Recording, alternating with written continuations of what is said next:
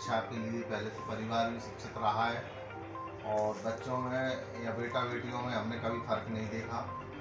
ये हमने अपने बच्चों को बाहर इंदौर या लोकल स्कूलों में भी अच्छी एजुकेशन के लिए हमेशा सपोर्ट किया है और इसका परिणाम हमको आज देखने को मिल रहा है।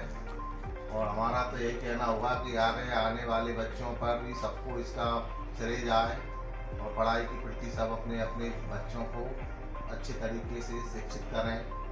नौकरी ही एक ऐसी चीज़ नहीं है, शिक्षा होना बहुत ज़रूरी है आज के ज़माने में। यही मेरा कहना है। जी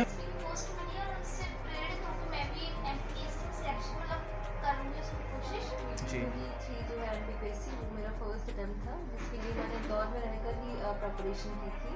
तो ये मेरा फर्स्ट अटेम्प्ट था और फर्स्ट अटेम्प्ट में डीएसपी पोस्ट पर चयन पाना मेरे लिए अपने आप में जो है एक सौभाग्य की बात है। तो मैं आभार व्यक्त करना चाहूँगी इसमें सभी मेरे जो मार्गदर्शक थे, मेरे जो पेरेंट्स थे, मेरे जो फ्रेंड्स थे जिन्होंने इंटरव्यू के टाइम पर मुझे काफ़ी सपोर्ट किया, और भी बहुत सारे लोग थे जो डायरेक्टली और इनडायरेक्टली जिनका बहुत कॉन्ट्रीब्यूशन है। मैं सभी के लिए आभारी हूँ। तो आपका ड्रीम तो जो है मेरा जो एम था वो डॉक्टर बनने का था। क्लास 10 तक मुझे बायोलॉजी में बहुत इंटरेस्ट था और मैंने अपने आसपास कई डॉक्टर्स को देखा था और लोगों के द्वारा उन्हें काफ़ी सम्मान मिलता था। तो मैं उसे इस तरह से देखती थी कि okay I will become a doctor after a time. फिर उसके बाद जब मैं 12th में आई तो मैंने मैथ्स ऑप्ट किया था। तो उस समय मेरा थोड़ा बहुत इंजीनियरिंग का प्लान हो रहा था, बट ग्रेजुएशन में मैंने ह्यूमैनिटीज़ परस्यू किया। और फिर वहाँ से जब मैं इंदौर में थी तो वो एमपीएससी वाले माहौल को मैंने देखा और कहीं ना कहीं सर्विसेज में जैसा हमारा जॉब प्रोफाइल होता है उसको मैंने अपनी पर्सनैलिटी से अलाइन करके देखा। तो मैंने पाया कि हाँ, शायद मैं सिविल सर्विसेज में बेहतर तरीके से जो है अपना योगदान दे पाऊँ और अपनी जो क्षमताएँ हैं उनका पूर्ण तरीके से जो है यूटिलाइजेशन कर पाऊँ। फिर वहाँ से मैंने जो है सिविल सर्विसेज की जो प्रिपरेशन है वो चालू की।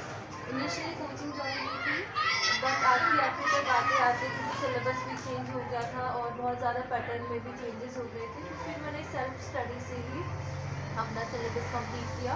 टॉपर्स की जो वीडियोस होती हैं यूट्यूब पर, उनसे मैंने बहुत सारी लर्निंग्स ली और दिसंबर 2023 में प्रीलिम्स दिया था।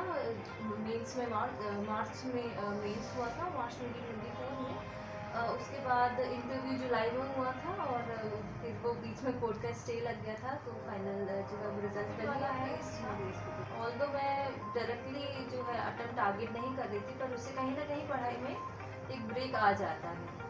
और फिर उसके बाद इस बीच मैंने पटवारी की पोस्ट भी ज्वाइन कर ली थी, तो उस बीच थोड़ा सा हेक्टिक हो जाता था। साथ ही साथ कई बार ऐसा होता है जब हम शुरू करते हैं तो सिलेबस इतना वास्ट होता है तो हमें समझ में नहीं आता है कि इसको कैसे कवर करें।